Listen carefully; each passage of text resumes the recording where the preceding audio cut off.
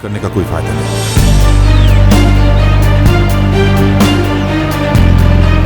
آ جاؤ خاتون.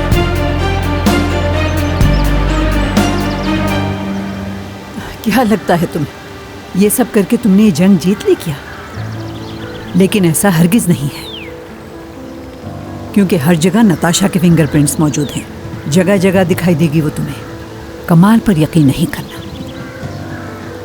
وہ تو تمہیں بس اپنی حقیقی محبت ظاہر کر رہا ہے، جیسے وہ تم سے بہت پیار کرتا ہو. اگر وہ اتنا ہی پیار کرتا تھا تم سے تو پھر یہ بتاؤ اس نے نتاشا کے ساتھ اتنے سال ایک ہی کمرے میں اور ایک ہی بستر پہ کیوں گزارے؟ اور پھر ایک دوسرا بچہ بھی ہو گیا. اگر تم اس کی محبت تھی تو پھر ایسا کیوں؟ مجھے لگتا ہے جو کچھ آپ کہنا چاہتی تھی وہ کہہ دیا ہے. مجھے اپنے شوہر اور بچوں کے پاس جانا ہے جو میرا انتظار کریں.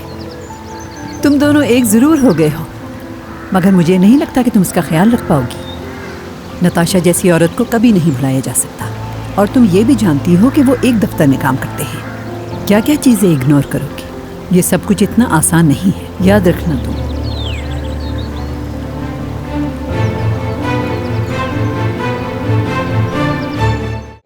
آن رشتوں کی پہچان. Don't forget to subscribe to our YouTube channel for more entertainment.